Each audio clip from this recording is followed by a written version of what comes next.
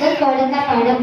மத்தேயு 7ஆம் அதிகாரம் 7வது வசனம். வாங்க ஸ்டோரிக்குள்ள போகலாம். ஃப்ரெண்ட்ஸ், நீங்க எல்லாரும் கல்யாண வீட்டுக்கு போயிருக்கீங்களா? அங்க போய் பொண்ணு மாப்பிள்ளை பக்கத்துல இருந்து நீ இன்ட்டு க்ளோஸ்லாம் கொடுத்துருக்கீங்களா? அதே மாதிரி நல்லா சாப்பிட்டுருக்கீங்களா? அதே மாதிரிதான் இப்ப நம்ம பார்க்க போற கதையிலையும் ஒரு கல்யாண வீட்டுல நடக்க போற சம்பவம் தான். வாங்க ஸ்டோரிக்குள்ள போகலாம். ஃப்ரெண்ட்ஸ், அன்னைக்கு ஒரு நாள் சாயங்காலம் கானாவூர்ல ஒரு கல்யாணம் நடந்தது. அந்த கல்யாணத்துக்கு யார் யாரெல்லாம் வந்தாங்க தெரியுமா? சொந்தக்காரங்க, பந்தக்காரங்கன்ட்டு நிறைய பேர் வந்தாங்க. அந்த கல்யாணத்துல பிபி ஊதுனாங்க, கொட்டு அடிச்சாங்க, என் பாட்டெல்லாம் கூட பாடினாங்க. அதெல்லாம் கல்யாணம் கிராண்டா நடந்தது. அதெல்லாம் ஏசப்பாவுடைய அம்மாவான மரியாள் பார்த்து ரசிச்சுட்டு இருந்தாங்க. அப்போ ஒரு வேலைக்காரன் முகத்தை உம்முன்னு வச்சுக்கிட்டு மரியாள் காதுல கிரேப் ஜூஸ் தீர்ந்து போயிடுச்சுன்னு சொன்னான். உடனே மரியாளுக்கு ரொம்ப சோகமாயிடுச்சு. கிரேப் ஜூஸ் தீர்ந்து போயிடுச்சா? இப்பதானே கல்யாணமே ஸ்டார்ட் ஆயிருக்கு, அதுக்குள்ள கிரேப் ஜூஸ் தீர்ந்து போயிடுச்சுன்னு தெரிஞ்சா எல்லாருமே முகத்தை உம்முன்னு வச்சுக்கிட்டு வீட்டுக்கு போயிடுவாங்களே அப்படின்னு யோசிச்சுட்டு இருந்தாங்க. அப்போ அவங்களுக்கு ஒரு யோசனை வந்தது. என்னன்னா, அந்த கல்யாணத்துக்கு ஏசப்பாவும் அவங்களுடைய 12 சீஷர்களும் வந்திருக்காங்கன்ட்டு. உடனே மரியாள் ஏசப்பா கிட்ட போய் கிரேப் ஜூஸ் தீர்ந்து போயிடுச்சுன்னு சொன்னாங்க. உடனே ஏசப்பா, அம்மா நீங்க கவலைப்படாதீங்க, யார் யாருக்கெல்லாம் கிரேப் ஜூஸ் வேணுமோ அவங்கள என்கிட்ட கேட்கட்டும், நான் அவங்களுக்கு கொடுக்குறேன்னு சொன்னாங்க. உடனே மரியாள் அந்த 2 வேலைக்காரங்க கிட்டயும் போய் பின்னாடி தள்ளிட்டு அவர் சொல்றத கேளுங்க, அவர் சொல்றபடி செய்யுங்கன்னு சொன்னாங்க. உடனே அந்த 2 வேலைக்காரங்களும் முகத்தை உம்முன்னு வச்சுக்கிட்டு ஏசப்பா கிட்ட போனாங்க. உடனே ஏசப்பா அந்த 6 கச்சாடிகளையும் தண்ணீரால நிரப்புங்கன்னு சொன்னாங்க. உடனே அந்த வேலைக்காரங்களும் முகத்தை உம்முன்னு வச்சுக்கிட்டு தண்ணீரால நிரப்பினாங்க. அப்புறமா ஏசப்பா இந்த தண்ணீரை எடுத்து பரிமாறுங்கன்னு சொன்னாங்க. அந்த வேலைக்காரங்களும் அந்த தண்ணீரை எடுத்து அந்த ஜார்ல ஊத்தும் போது அது கிரேப் ஜூஸா மாறிடுச்சு. உடனே உம்முன்னு இருந்த வேலைக்காரங்க இப்போ ஜம்முன்னு ஆயிடுச்சு. அதை எடுத்துட்டு போய் பரிமாறினா அதை குடிச்சிட்டு ஆஹா போட்டு புகழ்ந்து தள்ளிட்டாங்க.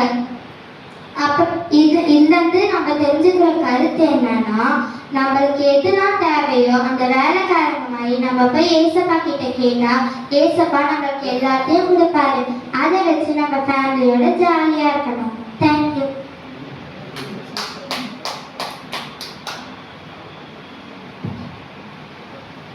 அழகா சொன்ன ஜானி ஏஞ்சலுக்கு சபையின் சார்பாக நன்றி தெரிவித்துக் கொள்கிறேன். இப்பொழுது எப்படி இருந்துச்சு?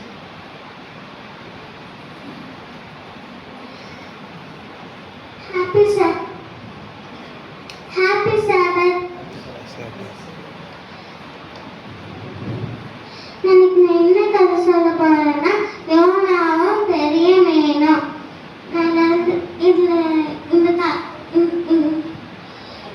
இந்த கதையோட வசனம் என்னன்னா, நான் எபிரேயன், கர்த்தரிடத்து பயபக்தி உள்ளவன்.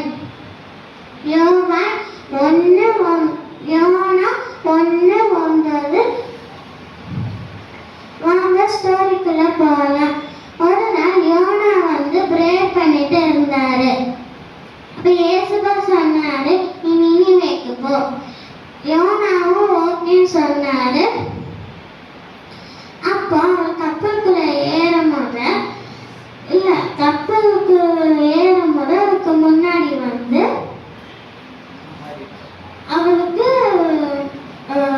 அவருக்கு மாறிடுச்சு, மனசே மாறிடுச்சு நம்ம நினிவேக்கு போனோன்னு. அதனால அவர் தரிசு கப்பல்ல போய் ஏறினாரு. தரிசு கப்பல்ல ஏறி அது நடுக்கடல்ல போயிட்டு இருக்கும் போது ஒரு பெரிய புயல் வந்துச்சு. அப்போ யோனா மட்டும் என்னாலதான் எல்லாம் நடந்துச்சு அப்படின்னு தூங்கிட்டு இருந்தாரு அடித்தட்டுல. அப்ப கேப்டன்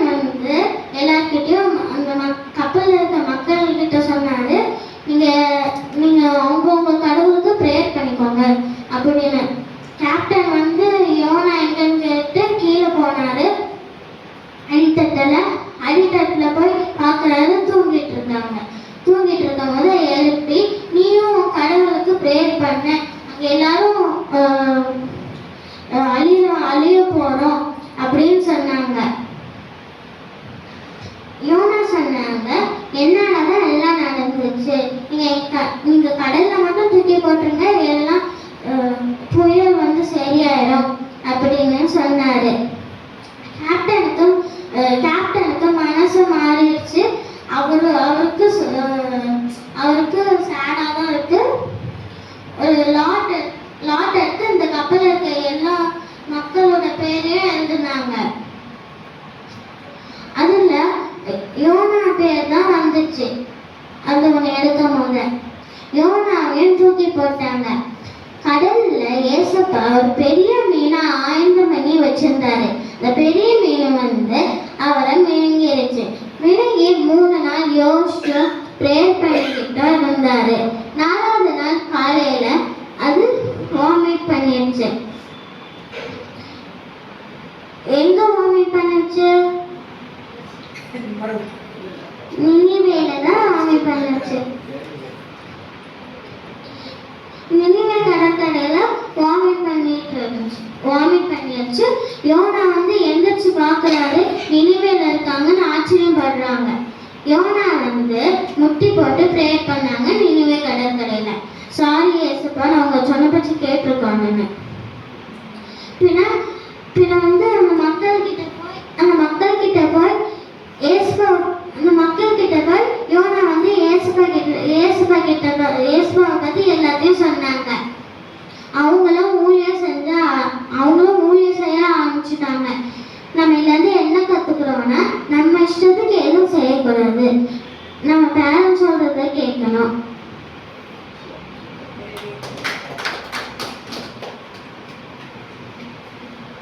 அழகாக எழுதியதற்கு சமையல் சார்பாக நன்றி தெரிவித்துக் கொள்கிறேன். இப்பொழுது ரித்தீஷ்.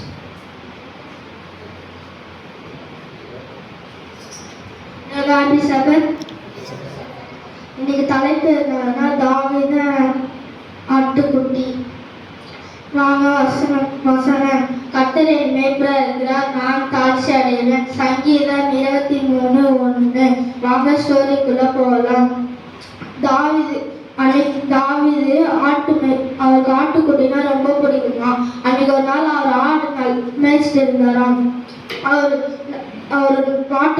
ஆடுக்கு நல்லா வழி நடத்துவாராம். கண்ணிலாடுகளுக்கு பில்லுலாடுகளுக்கு நல்லா வழி நடத்துவாராம். அவர் கலரா ஆடு வச்சுட்டு இருந்தாராம். கருப்பு ஆடு, வெள்ளை ஆடு, இந்த மாதிரி கலரா ஆடு வச்சுட்டு இருந்தாராம்.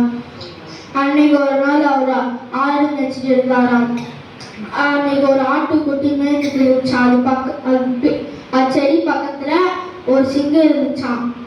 அதை பார்த்து நம்ம தாவீது கல்லெடுத்தாராம், தவட்டைக்குள்ள வச்சாராம், ஃபாஸ்டா சுத்தி அச்சாராம். அந்த ஆட்டுக்குட்டியை காப்பாத்திட்டார் தாவீது. அதனால ஏசப்பாக்கு நன்றி சொல்ல விதமா புறாங்குழல் வாசிச்சாராம். மறுநாள் அவரு மலை உள்ளவர்களுக்கு ஆட்டுக்குட்டியை வழி நடத்திட்டு இருந்தாராம். அங்க கரடி நடுமாற இடமா. அது நம்ம கூட ஏசப்பா இருக்கிறாரு, நம்ம எது வந்தாலும் பார்த்துக்கலான்னு அவரு கூப்பிட்டு போனாராம். அப்ப அந்த ஆடு மேய்ஞ்சிட்டு இருந்துச்சான். காரடி செடி பக்கத்துல ஒளிஞ்சிருந்து அந்த ஆட்டுக்குட்டியை வேட்டையாடுறதுக்கு ரெடியா இருந்துச்சான். அதை பார்த்து நம்ம தாவீது கல்லெடுத்தாரா, தவட்டிக்குள்ள வச்சாரா, ஃபாஸ்டா சுத்தி அடிச்சாராம். அதுலயும் அந்த கரடி மயங்கிடுச்சு. இதுல இருந்து காப்பாற்றுனே நன்றின்னு சொன்னாராம். அது பாட்டு போனாராம். இதுல இருந்து நம்ம என்ன தெரிஞ்சுக்கணும்னா, எந்த பிரச்சனை வந்தாலும் நம்ம ஏசப்பா கிட்ட ப்ரேயர் பண்ணணும்.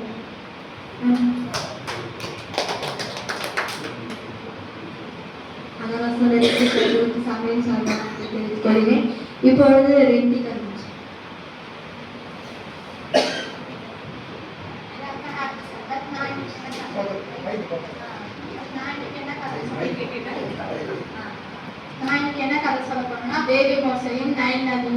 இன்றைக்கான வேத வசனம், கர்த்தர் உங்களை எல்லா தீங்குக்கும் விலக்கி காப்பார். சங்கீதம் 121:7. வாங்க ஸ்டோரிக்குள்ள போகலாம். எகிப்தின் ராஜா வந்து ஒரு நாள் வந்து அவங்க சேனைகர் கிட்ட வந்து பேசிட்டு இருந்தாங்களாம். அப்ப வந்து அவங்க கூட இருக்கிறவர் வந்து ஒருத்தர் சொன்னாராம், ராஜாவே ராஜாவே, இவங்க நம்மளோட பெருக்கிட்டே போறாங்க ராஜாவே, ஒரு நாள் இல்ல ஒரு நாள் நம்மளே சாவடிச்சிருவாங்க ராஜாவே அப்படின்னு சொல்லும் போது அந்த ராஜா வந்து சொன்னாராம், அவங்க நாட்டுல இருக்கவங்களெல்லாம் ஆம்பளை குழந்தைங்கலாம் சாவடிச்சிருங்க அப்படின்னு வந்து சொன்னாராம். அப்ப வந்து பேபி மோசே வந்து அப்பதான் பிறந்தாராம். அப்ப வந்து அவங்க அம்மா சொன்னாங்களாம், இப்படி இப்படி நம்ம குழந்தைய நம்மளை விட்டு போயிடும் போல அப்படின்னு சொன்னாங்களாம். அப்ப வந்து ஒரு நாள் இல்ல 2 நாள் இல்ல 1 மாசம் இல்ல 3 மாசம் 3 மாசமா மறைச்சு வச்சிருந்தாங்களாம். அப்ப வந்து பேபி மோசே வந்து அழுக ஆரம்பிச்சாங்களாம். அப்ப வந்து வெளியே எல்லாரும் வந்து கேட்க ஆரம்பிச்சாங்களாம். அப்ப வந்து இவங்களுக்கு வந்து ரொம்ப பயம் வந்துருச்சான். அப்ப வந்து இவங்க வந்து என்ன பண்ணாங்கன்னா பேஸ்கெட்ல வச்சு குழந்தைய வச்சு நைல் நதியில வந்து அமுச்சுட சொல்ல ப்ரேயர் பண்ணாங்களாம். ஏசப்பா என் குழந்தைய பத்திரமா கூப்பிட்டு போய் சேருங்க அப்படின்னு ப்ரேயர் பண்ணாங்களாம். அப்ப வந்து அவங்க அக்கா வந்து சொன்னாங்களா, அம்மா அம்மா நான் பாத்துக்கிறேன், பாப்பா பத்திரமா போகலாம் அப்படின்னு சொல்லி அவங்க அம்மா வந்து சொன்னாங்களாம். அப்ப வந்து அவங்க அக்கா வந்து பார்த்துக்கிட்டே இருக்கும்போது அந்த ராணி வந்து குளிக்க வந்தாங்களாம், எகிப்தின் ராணி.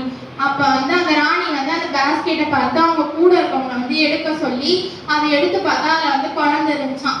அப்ப வந்து அந்த குழந்தை எடுத்து பார்த்தோன்னே அவங்க அக்கா வந்து ஓடி வந்து, ராணி இந்த குழந்தைய வளர்க்கறதுக்கு நான் ஒருத்தவங்க கூப்பிட்டு வரவா அப்படின்னு கேட்கும்போது அவங்க வந்து கூப்பிட்டு வர சொன்னாங்களாம். அப்ப போய் கூப்பிட்டு வந்தோடனே அவங்க அம்மா கிட்ட வந்து சொன்னாங்களாம், நீ இந்த குழந்தைய வளர்த்து கொடுங்க, நான் உங்களுக்கு எவ்வளவு நாளும் காசு தரேன் அப்படின்னு சொன்னாங்களாம். அப்ப சரி அப்படின்ட்டு அவங்களுக்கு வீட்டுக்கு வந்து கூப்பிட்டு போனாங்களாம். கூப்பிட்டு போய் அவங்க வீட்டுக்காரர்கிட்ட சொன்னாங்களாம், நான் இப்படி ப்ரேயர் பண்ணேன் ஏசப்பா கிட்ட, அதனால வந்து எனக்கு வந்து என் குழந்தைய எனக்கு திருப்பி கொடுத்துட்டாங்க அப்படின்னு சொல்லும்போது அவங்க அப்பா வந்து ரொம்ப சந்தோஷப்பட்டாங்களாம். இதுல இருந்து நம்ம என்ன தெரிஞ்சுக்கணும்னா, எது வேணாலும் ஏசப்பா கிட்ட வந்து கேட்கணும்.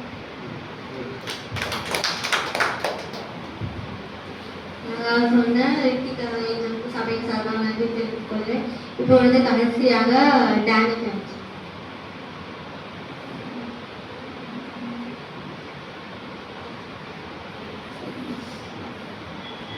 எல்லாருக்கும் ஹாப்பி சபத். இப்போ நம்ம பார்க்க போற கதையின் தலைப்பு 4 நல்ல நண்பர்கள். இன்றைக்கான வேத வசனம், சிநேகிதன் எல்லா காலத்திலும் சிநேகிப்பான். வாங்க கதைக்குள்ள போலாம். ஒரு நாள் ஏசப்பா வந்து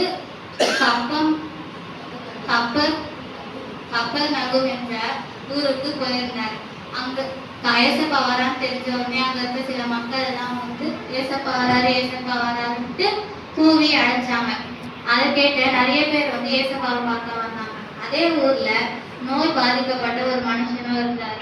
அவருக்கும் ஏசப்பாவை பார்க்கணும்னு ரொம்ப